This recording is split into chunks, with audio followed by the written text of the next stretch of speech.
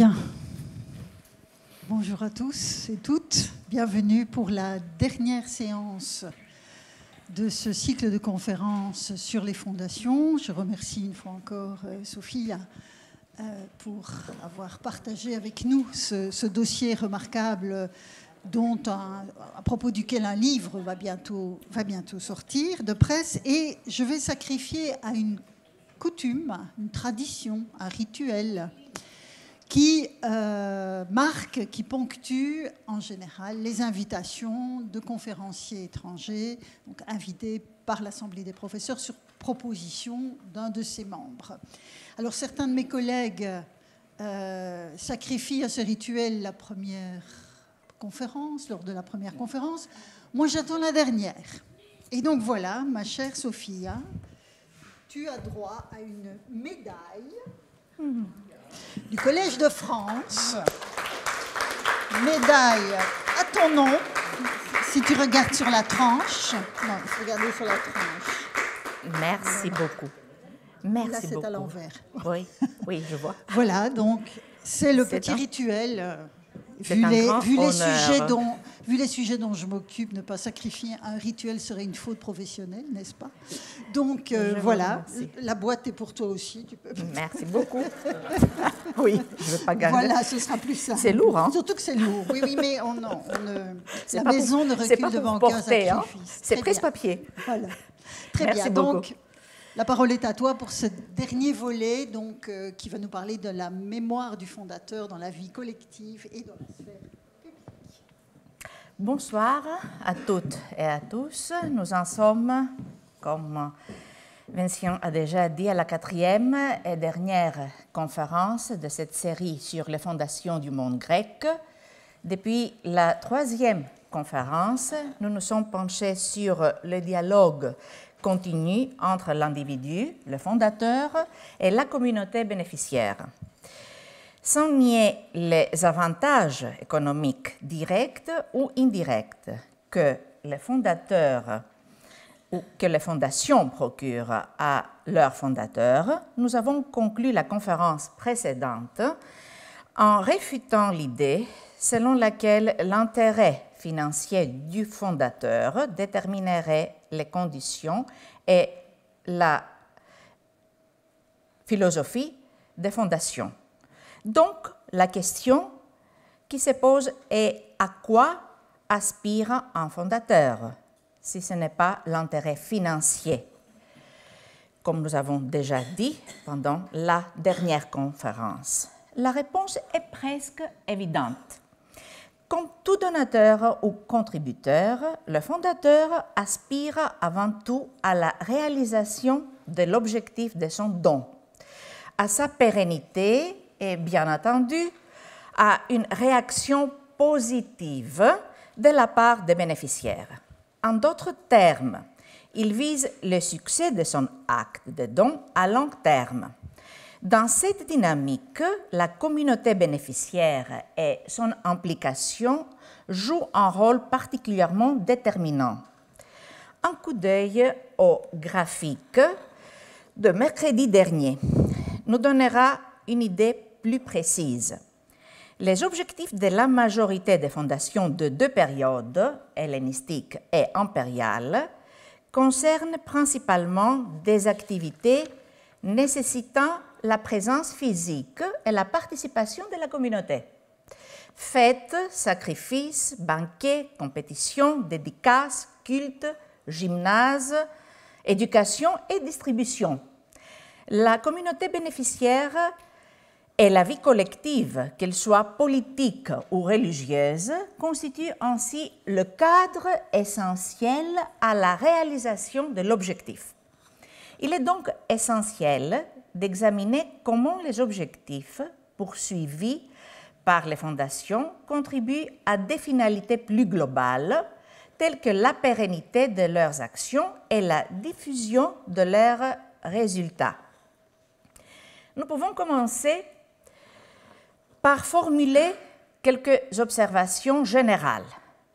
Première observation, les fondations, lorsqu'elles disposent d'instruments juridiques et administratifs solides, sont en mesure de poursuivre leurs objectifs spécifiques de manière continue et systématique. Deuxième observation, avec l'approbation du bénéficiaire comme condition préalable, les fondations rassemblent les meilleures conditions pour l'activation du bénéficiaire au service de leur objectif. Troisième observation, les mécanismes de la fondation génèrent leur propre mémoire. L'entretien et la pérennisation des fondations reposent en partie sur les exigences administratives et le fait que leurs fonds conservent une identité propre qui inclut et reproduit le nom du donateur, bien qu'ils soient incorporés dans des mécanismes d'investissement et d'exploitation plus larges, crée des opportunités pour que le nom du fondateur reste présent. Par exemple, parmi les nombreuses fondations recensées à Delos, c'est à l'écran à gauche, comme vous voyez, les fonds constitutifs de ces entités et par extension les fondations elles-mêmes portent généralement le nom de leur donateur, de leur fondateur. Deux autres cas à droite, nous avons déjà mentionné dans nos conférences, concernent la fondation de Eudème à Milet et celle de Simassis en Lycie. Dans tous les types de transactions, les fonds des deux donateurs conservent leur appellation spécifique et donc leur identité. Après ces observations préliminaires, nous allons examiner l'évolution de certaines fondations dans un ordre chronologique afin de mieux comprendre le contexte dans lequel elles se développent. Les premières traces des fondations dont nous disposons concernent principalement le transfert d'argent ou de biens par des particuliers en vue de financer des actes cultuels. Selon Plutarque, dans le dernier quart du 5e siècle avant notre ère, le général athénien Nikias consacre à Delos un terrain d'une valeur de 10 000 drachmes. Les revenus générés par ce terrain doivent servir au financement des sacrifices et des festins organisés par les Déliens, tout en invoquant des vœux de prospérité pour Nikias lui-même.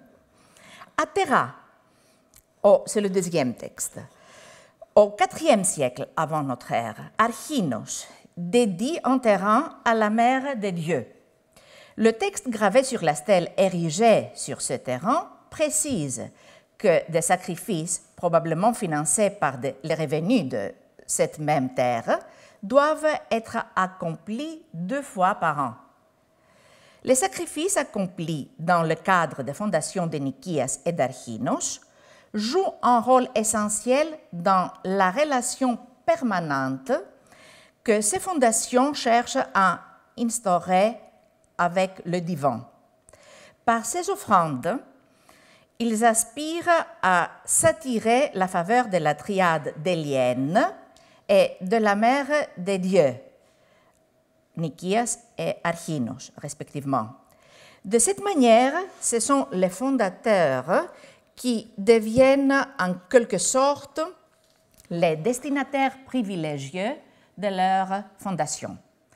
À la lumière de ces données, nous pouvons affirmer que les premières fondations attestées créent un paysage sûr dans le domaine de l'expression de la piété. Dans les actes de culte, la durée et la répétition ne garantissaient pas uniquement leur efficacité pour les fidèles. En honorant régulièrement et de manière répétée et durable les divinités, la communauté ne se contentait pas de renforcer son lien avec le sacré. Elle donnait aussi naissance à une valeur ajoutée symbolique, une preuve tangible de sa vitalité, de sa cohésion sociale et de son succès collectif. L'importance des fondations pour le culte devient encore plus compréhensible lorsque nous considérons que dans de nombreuses manifestations de la piété privée, la pérennité reste particulièrement fragile, compromettant ainsi leur efficacité tant pour les fidèles que pour la communauté. À une époque plus tardive, entre le 1er siècle avant notre ère et le 1er siècle de notre ère, Rode illustre parfaitement cette précarité. En 99 avant notre ère, la célèbre chronique de Lindos rapporte qu'au sein de l'ancien et vénérable sanctuaire d'Athéna à l'India, la plupart des offrandes avaient été détruites ainsi que leurs inscriptions. Face à cette situation, la cité de Lindos prirent la décision de désigner 2 hommes chargés de consigner les offrandes dédiées à la déesse sur une stèle de pierre provenant de l'Arthos. Environ un siècle plus tard, en 22 de notre ère, toujours à Lindos, un décret nous informe que les revenus, c'est le 2e texte, que les revenus de la communauté lindienne sont insuffisants alors que les dépenses liées aux sacrifices et aux festivités deviennent souvent écrasantes. Cette situation place les magistrats dans une position difficile car il est essentiel pour les Lindiens de préserver à la fois l'hommage rendu aux dieux et leur dignité collective. Dans ce contexte, il est proposé de mettre en vente les objets en bronze et en fer, c'est-à-dire les ex-voto. Une fois la vente effectuée, les fonds récoltés seraient confiés aux prêtres d'Athéna en tant que dépôt sacré. Un peu plus loin, et c'est l'extrait que vous voyez à l'écran, le 2e extrait, le même décret rapporte que certaines statues situées sur le chemin menant au sanctuaire et à l'acropole ne portent ni inscription ni insigne. Dans leur intérêt, il est nécessaire de les munir d'une inscription indiquant qu'elles sont consacrées aux dieux. Face à cela, les Lindiens décidèrent de procéder de manière pragmatique. Ils mirent en location l'inscription de chaque statue, attribuant celle-ci au plus offrant. Les fonds recueillis grâce à cette location furent ensuite consacrés au patrimoine d'Athéna l'India et de Zeus Polyephes. Si Lindos a été retenu ici, c'est avant tout pour la richesse des informations qu'il offre. Certes, il s'agit d'un cas tardif, mais il n'est pas isolé. Des cas analogues sont largement attestés tout au long des périodes antérieures de l'histoire grecque. Ce que je veux dire ici, c'est que les fondations dont les revenus sont spécifiquement affectés au financement des cérémonies récurrentes permettent de surmonter la précarité en offrant une solution plus durable à l'expression de la piété privée. Les fondations sur l'île de Delos attestent du succès de ces modèles. Nous disposons de preuves concernant 28 fondations datées entre la fin du IVe et la fin du IIIe siècle avant notre ère. Ces fonds confiés au sanctuaire des liens varient entre 1500 et 8700 drachmes. Les intérêts générés par ces sommes étaient affectés à plusieurs objectifs précis, notamment des festivités annuelles comprenant des sacrifices et des danses. Dans la plupart des cas, elles portaient le nom du donateur concerné, qu'il s'agisse d'un roi à gauche ou d'une personne privée à droite.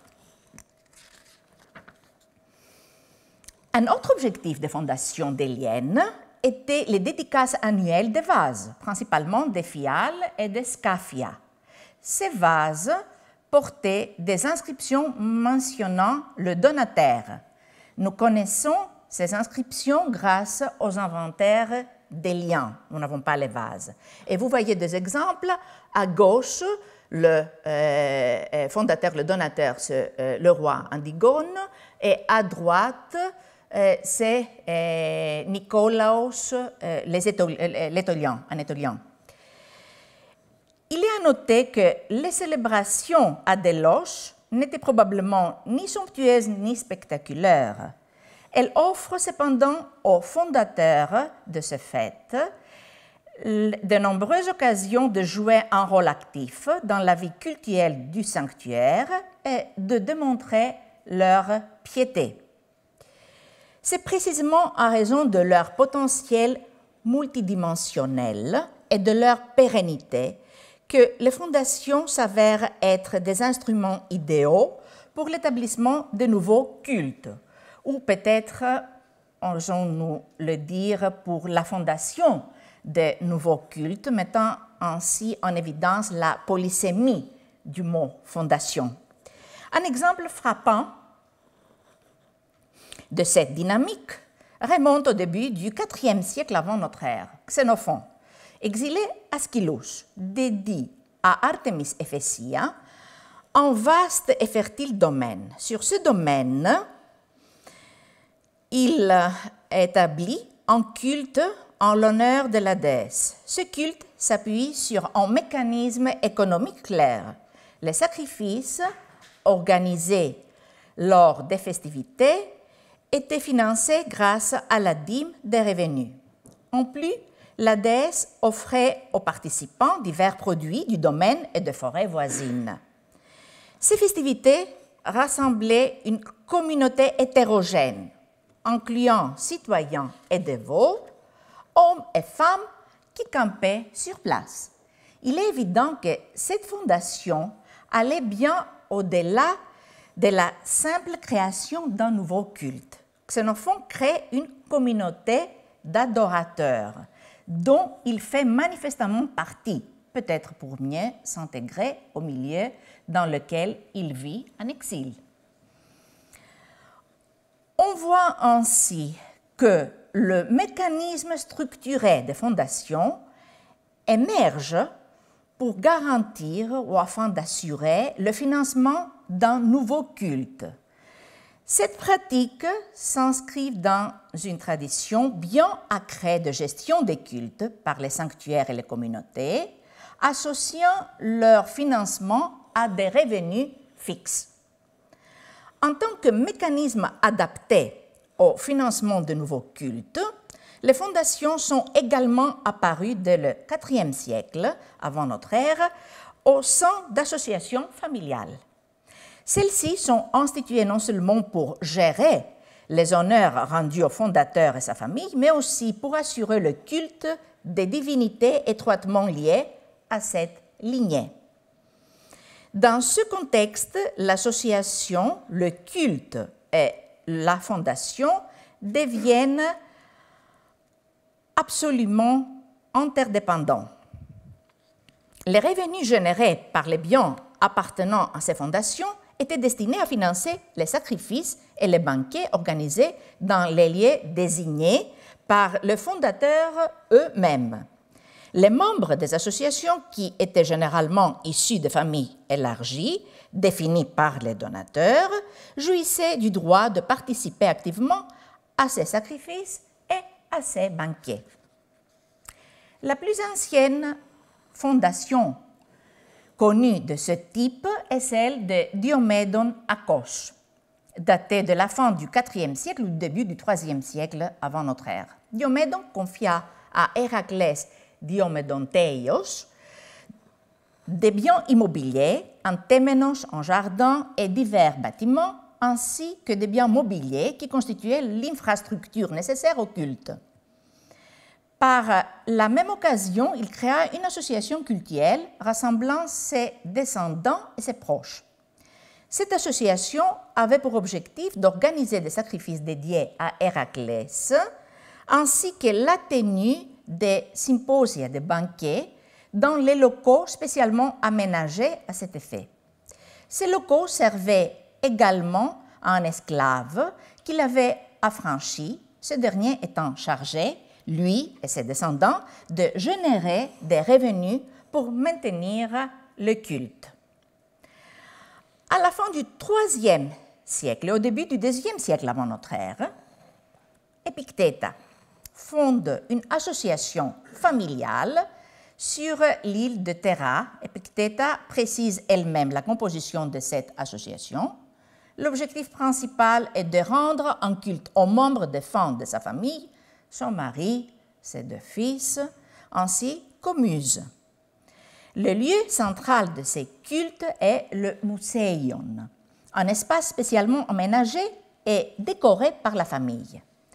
Ce Museion comprend une enceinte avec les monuments héroïques des défunts, leur conférant une dimension sacrée et mémorielle. Épictéta consacre 3000 drachmes. Cette somme permet de générer un revenu annuel destiné à financer les activités cultuelles et les rassemblements de l'association. Chaque année, les membres de cette association se réunissent au Museion pour un culte qui s'attend sur 3 jours consécutifs, Synagoran epemeras treis, ento Museio, consacré aux muses, aux héros Phénix et Épictéta après sa mort, et aux 2 fils défunts, Cratesílogos et Andragoras. Nous avons aussi la fondation de Poséidonios à Halicarnasse, en Carie, que l'on date au milieu du IIIe siècle avant notre ère. Guidé par un oracle d'Apollon, Poséidonios a organisé un culte en l'honneur de Zeus Patros, d'Apollon, de Telmessos, des destins, Moirai, et de la mère des dieux. Poséidon prévit également des sacrifices posthumes destinés à l'Agathée Tyché de ses parents, ainsi qu'au Agathos Daimon de lui-même et de son épouse Roriis. Les 3 associations familiales peuvent être analysées comme des véritables communautés de mémoire. Le rôle des fondateurs est central. Ils établissent des structures au sein desquelles la mémoire collective, mais aussi individuelle, est perpétuée. Les rituels, les célébrations collectives, ainsi que les activités de la vie en communauté, financées par les revenus de la fondation, créent un espace d'échange et de partage qui permet de consolider un sentiment d'appartenance, à la fois individuel et collectif. Cela renforce la cohésion sociale et favorise l'intégration continue de la mémoire familiale dans le tissu de la société. En prenant part à ces processus de mémoire collective, les membres des groupes familiaux forgent et affirment leur propre identité. Les fêtes et cérémonies célébrées en l'honneur des fondateurs et de leur famille ou à leur mémoire ne se limitent pas aux associations familiales. Il est fréquent que des biens soient transférés à des communautés préexistantes afin de financer des objectifs similaires.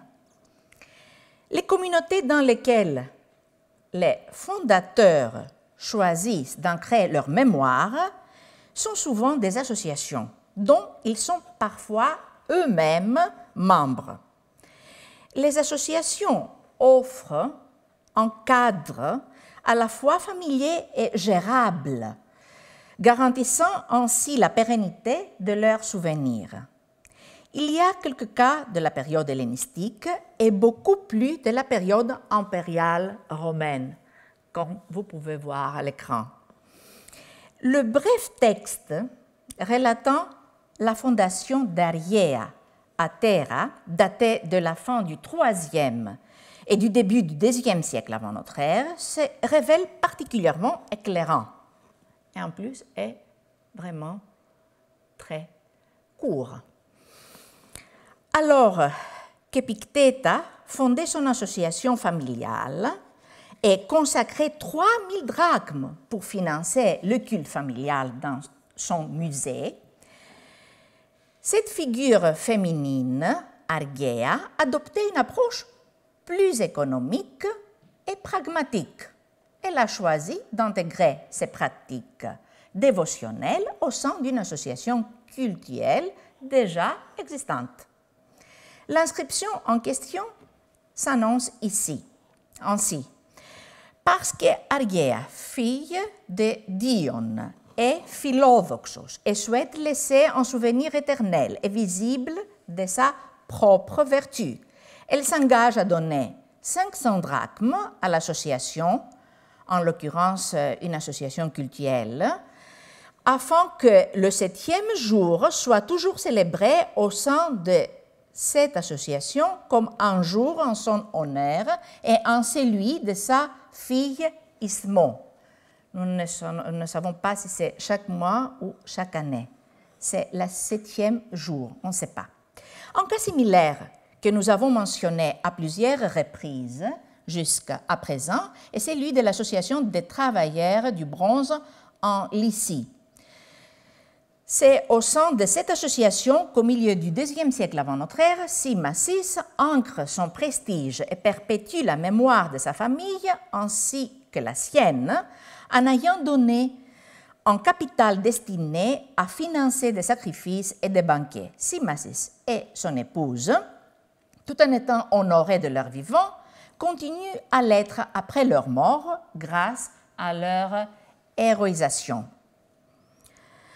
Enfin, il est intéressant de noter que le nombre de fondations similaires faites aux associations cultuelles ou professionnelles quelquefois pour financer des cérémonies posthumes connaît une forte augmentation à l'époque romaine. Ces cérémonies, qualifiées de rovismos, offrande des roses, ou rosalia en latin, ou stéphanotikon, couronnement, se déroulent généralement à proximité du monument funéraire et sont financées par des petites fondations. Vous voyez ici un exemple de Philippe, provenant de Philippe, et nous avons là les mots parakausosin katarodhois, ektontokon, des revenus. Selon Ono Van Eyck, dans ces petites fondations mémorielles de l'époque romaine destinées à des associations cultuelles ou professionnelles, les individus cherchaient à se commémorer eux-mêmes, mais également à s'inscrire durablement dans la mémoire collective et en dépit de leur statut social souvent limité. Cette dynamique profitait également aux associations qui se montraient alors comme des entités respectables et fiables. En effet, les associations constituées pour les classes moyennes, qu'il s'agissait des citoyens ou de non-citoyens, un cadre intime et accessible. Ce cadre leur permettait non seulement de renforcer, mais également de pérenniser leur mémoire collective, en dépit de leur exclusion de la communauté politique formelle. Cette interprétation des fondations au sein des associations se révèle particulièrement convaincante et ne se limite pas à la période impériale, mais peut s'appliquer également à la période hellénistique. Et il s'agit toujours des associations préexistantes, pas les associations familiales, les grandes associations dont nous avons vu les 3 exemples, Diomédon, Épictète et Posédonios. Et il y en a d'autres, de régions de Cyclades, de Carie et de Dodocanèse, mais ils ne sont pas si bien attestés.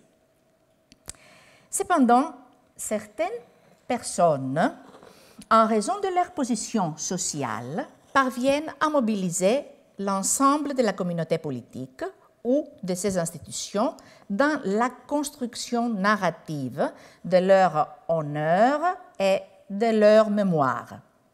Dans ce contexte, les fondations financent des actions et des événements en hommage ou en mémoire, tout en s'inscrivant pleinement dans la sphère publique de la communauté politique.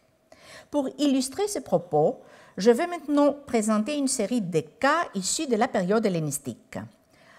Entre 250 et 200 avant notre ère, Arrête a offert des terres aux habitants de la petite communauté de Egostena, un village de l'Attique, pour qu'ils offrent des sacrifices et organisent un concours à l'honneur d'un certain Poséidonios, peut-être son mari, son défunt mari.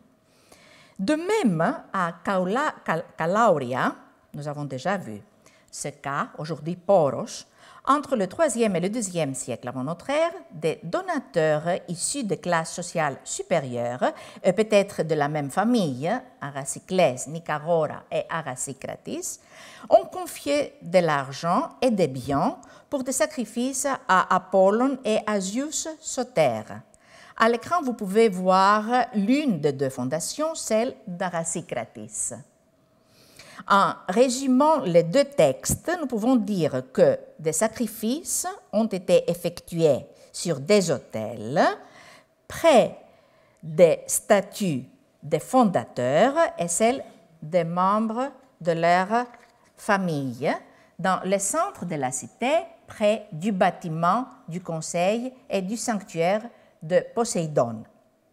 Le cas d'Archippe de Kime en Éolide, vers le milieu du IIe siècle avant notre ère, est particulièrement remarquable. Ici, la mémoire de la donatrice s'inscrit au cœur même de la vie politique de la communauté, en atteignant son centre névralgique, le conseil. Archippe, ayant entrepris la rénovation du bâtiment du conseil, a établi une fondation destinée à financer des sacrifices sur l'autel construit dans ce bâtiment, mais aussi à assurer son entretien. Ce dernier abrite des statues d'Archippe et de son père.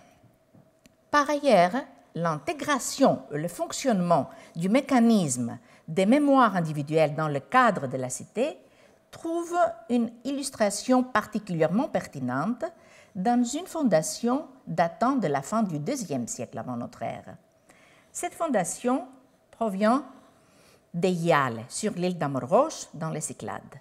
Nous en avons connaissance grâce au décret de la cité gravé sur une pierre, vous voyez la pierre, qui se trouve aujourd'hui au musée épigraphique à Athènes. Elle fut instituée par Critolaos en mémoire de son fils Aleximachos. L'histoire est la suivante. Critolaos attribue à la cité d'Eiale un fonds de 2000 drachmes dont les revenus sont destinés à financer des festivités commémorant son fils, Aleximachos, décédé prématurément. L'inscription est longue, vous la voyez, requiert de nombreuses informations et les paramètres sont assez complexes. J'ai organisé les données qui nous intéressent en deux écrans. Ici, le premier. Les festivités rassemblent une grande partie de la population. Citoyens, éphèbes, étrangers, résidents, visiteurs et même des Romans. Elles comprennent plusieurs événements, une procession, le sacrifice d'un bœuf suivi d'un grand banquet dans l'enceinte du gymnase, où la viande du bœuf est partagée. Du porc est également distribué à chacun des éphèbes. Le lendemain, un autre repas collectif est organisé, réunissant à nouveau toute la communauté. Ce banquet inclut non seulement les citoyens de la cité, mais aussi les étrangers résidents, les visiteurs, les Romans et leurs fils. En mémoire d'Aleximachos, sur le deuxième écran, des compétitions sont également organisées dans le gymnase. Le premier jour, les épimélètes procèdent le sacrifice rituel d'un bélier à côté de la statue d'Aleximachos. Le deuxième jour est consacré aux épreuves sportives. Une course est organisée et les récompenses pour les participants consistent en des morceaux de l'animal sacrifié ainsi qu'en une part des offrandes, des autres offrandes. Le gymnasiarque prend également l'initiative d'organiser une course au flambeau. La participation est obligatoire pour tous ceux qui remplissent les critères d'âge. Enfin, les pritanes accomplissent un dernier acte rituel en sacrifiant une chèvre au héros Aleximachos. Il est évident que dans la petite cité d'Amoros, la mort d'Aleximachos revêt une dimension collective, impliquant toute la communauté. La fondation établie par Critolaos en sa mémoire organise et finance des cérémonies qui requièrent activement la participation de l'ensemble des habitants, générant ainsi une variété d'expériences partagées entre les différents groupes sociaux. Il est également clair que les fonds de Critolaos ne suffisent pas, les 2000 drachmes, à financer l'ensemble des festivités. Les autres membres de l'élite viennent en soutien à son initiative. Le défunt est intégré à la mémoire collective par les biais de multiples célébrations, sacrifices, banquets, distributions, processions, compétitions athlétiques. Ces événements soigneusement planifiés par le père pour honorer son fils, mais aussi par la cité elle-même, rythment la vie collective en mobilisant des individus de tous âges, avec une attention particulière portée à l'implication des jeunes générations. Bruck a interprété l'activation de la communauté politique dans un livre de 1926. L'activation de la communauté politique ou des associations pour le soin de la mémoire de l'individu comme une conséquence du rétrécissement des fonctions assumées par la cellule familiale dans ce domaine. Cette idée a été partagée par d'autres chercheurs tels que Claire Préau et Andreas Helmis. Je cite Andreas Helmis. La période hellénistique voit la famille désintégrer progressivement de ce fait n'être plus en mesure d'assurer la mémoire de ses morts. Ce rôle peut désormais être confié, entre autres, à des entités créées à cette fin que nous appelons des fondations. Cette interprétation entre en contradiction avec les données disponibles qui révèlent au contraire une implication dynamique des familles qui œuvrent pour préserver leur mémoire collective au sein des associations et des communautés politiques.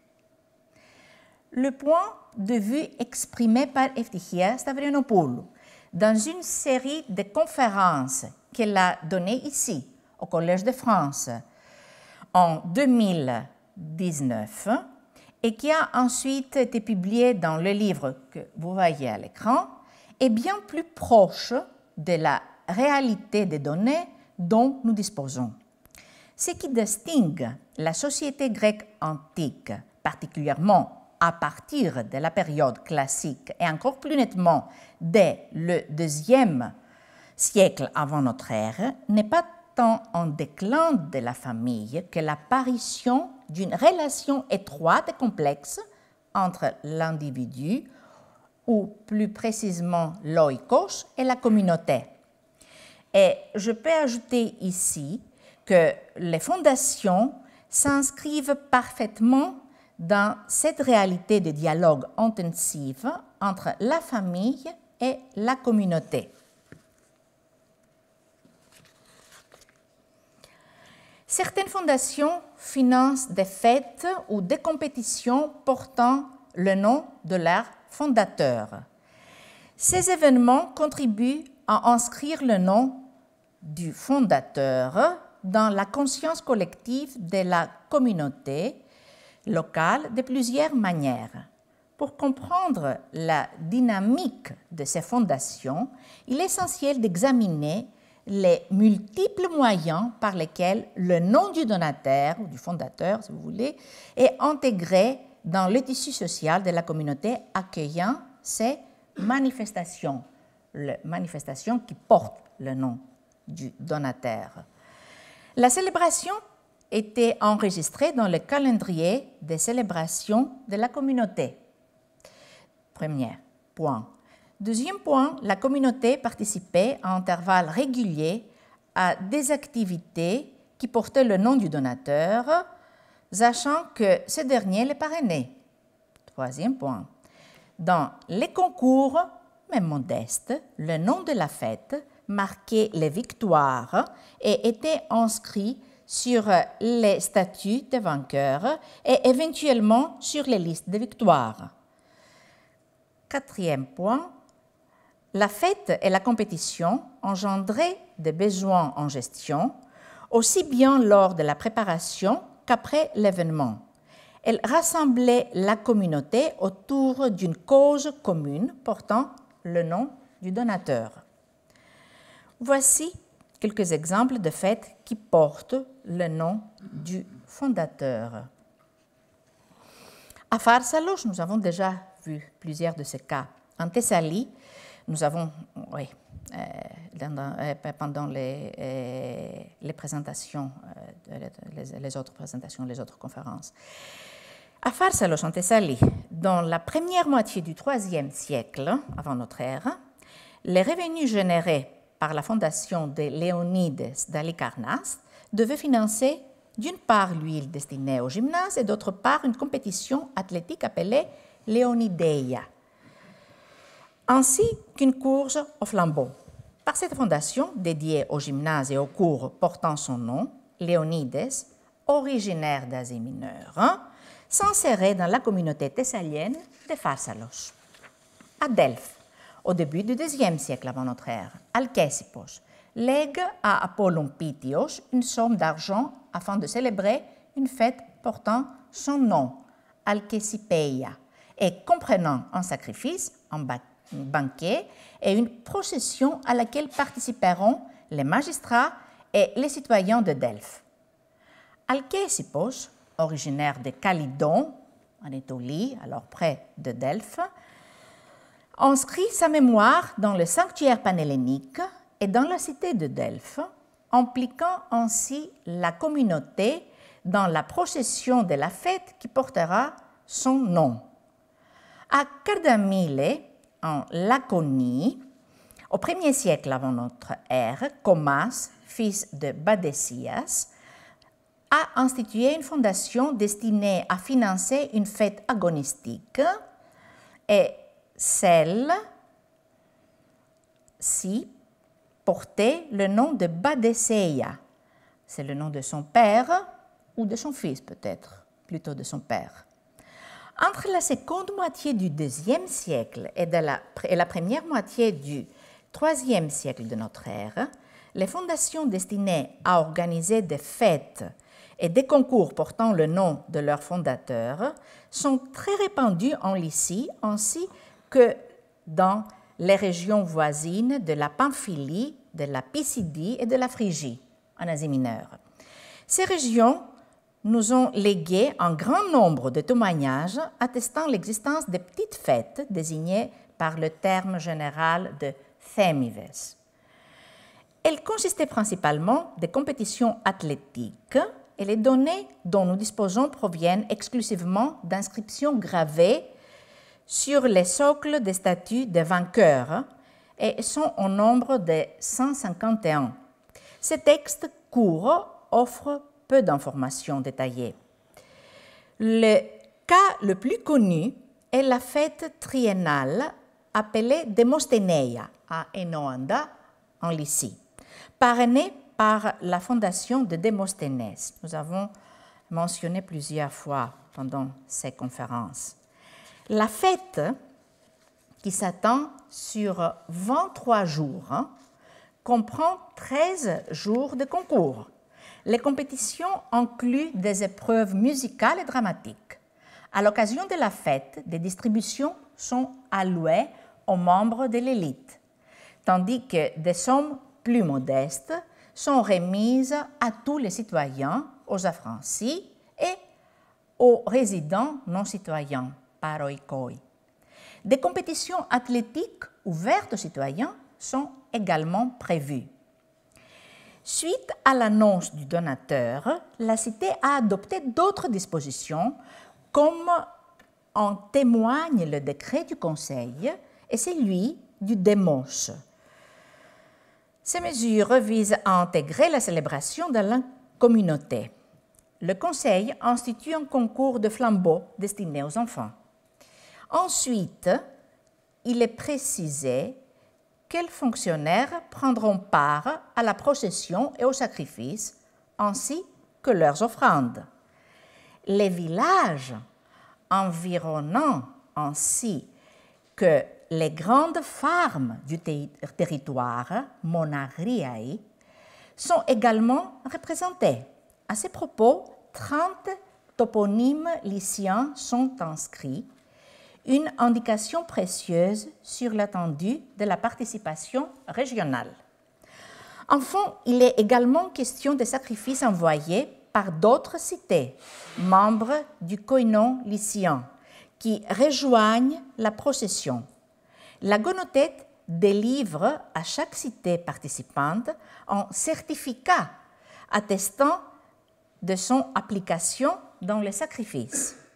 En résumé, la fête connue sous le nom de Demostheneia semble avoir joué un rôle clé dans le contexte politique et social de la Lycie de l'époque impériale. En tant qu'outil de renforcement de la cohésion du centre urbain et de ses campagnes, ainsi que des différentes cités de Lycie. Il est probable que les nombreux concours Thémides de Lycie, de Pamphylie, de Pisidie, de Phrygie, mentionnés ci-dessus, aient eu l'ampleur et la portée de Demostheneia. Mais il est possible que toutes ces fondations aient prospéré dans ces régions à cette époque parce que, outre le besoin personnel de donateurs, de Demosthenes, de Meleagros ou de Oiarestos, etc., de promouvoir et de préserver leur nom, elles jouaient un rôle dans le renforcement de la cohésion entre les cités et le territoire environnant, ainsi qu'entre les cités elles-mêmes. Et cela explique la raison pour laquelle les Demostheneia ont été adoptés et financés, en plus du fonds de Demosthenes, par la cité elle-même. Comme nous avons déjà dit, certaines festivités et compétitions parrainées par des fondateurs et étroitement liées au gymnase. Je vais citer quelques exemples parmi les cas évoqués lors de nos rencontres afin de ne pas surcharger la présentation. À Apamée, nous avons vu Kephisodros, à Patmos et Yémandros. Les compétitions, aujourd'hui, nous avons mentionné de Léonideia et de Badesseia, et en plus le gymnase, qui était également le cadre de nombreuses manifestations, comme nous avons vu dans le cas de Critolaos et Eiale. Je ne mentionnerai pas d'autres cas ici, mais il est évident que des événements similaires se déroulaient dans de nombreuses fondations associées au gymnase. Sur le graphique affiché à l'écran, vous pouvez observer le grand nombre de fondations gymnasiales durant les périodes hellénistiques et impériales. Elles concernent l'huile d'onction, nous avons déjà dit, le bois, mais également des manifestations auxquelles participaient le jeûne et les éphèbes. La présence de la jeunesse ouvre un nouveau champ d'interprétation concernant les nombreuses fondations offertes au gymnase. Ces dernières ne traduisent pas uniquement les besoins de la communauté ou les difficultés économiques liées à l'entretien coûteux du gymnase. Elles témoignent également de son potentiel pour inscrire durablement le nom du donateur dans la conscience des générations futures et bien au-delà.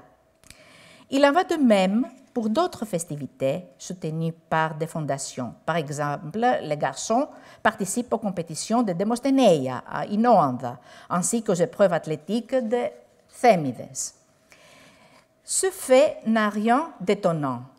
Dans le monde grec, la participation des enfants et des éphèbes et des jeunes aux célébrations communautaires était une pratique systématique non seulement encouragée, mais aussi imposée par les cités elles-mêmes. Dans les décrets en l'honneur d'Antiochos, le troisième, et de Laodicée, la cité de Théos donne une évaluation intéressante de la participation des jeunes aux sacrifices offerts par la cité, au roi, aux charites, grâce, et à mnémosine, mémoire, au début de chaque année administrative. Selon le décret, les jeunes commencent leur participation à la vie publique en rendant hommage à leur bienfaiteur. Cet élément convient très bien aux fondations. Le fait que les fondations visent la durée et les fondateurs investissent dans l'avenir donne une valeur particulière à la participation de la nouvelle génération aux événements soutenus par des fondations.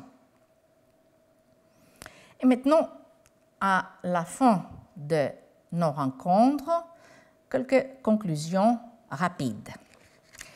L'analyse des données sur les fondations grecques antiques a révélé, et j'espère qu'a révélé, un phénomène complexe, étroitement lié aux périodes dans lesquelles il est observé et évoluant en parallèle avec elles.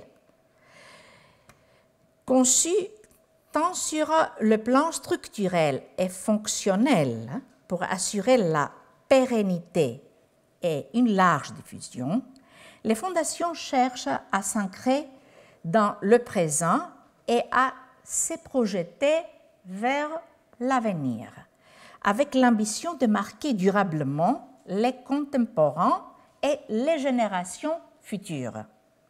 Le fondateur cherche à transmettre un héritage incarnant ses valeurs, ses aspirations ou ses ambitions personnelles, lesquelles sont largement influencées par sa position sociale et par des dynamiques familiales spécifiques.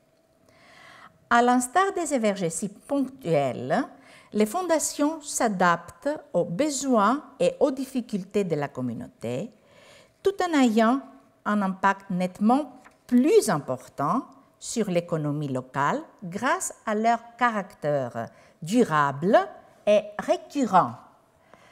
L'histoire des fondations grecques est indissociablement liée à une interaction réciproque entre l'individu et la communauté. Les attentes et objectifs du fondateur s'inscrivent dans un dialogue permanent avec la communauté bénéficiaire. Les fondations acquièrent une valeur ajoutée au sein de la communauté et lui apportent une contribution précieuse. Les fondations grecques sont un espace, paysage, je ne sais pas ce qu'on peut dire, où l'individu et la communauté sont à tous les niveaux institutionnels, social, économique, absolument interconnectés et interagissent dans l'élaboration de leur histoire et de leur mémoire commune. Je vous remercie.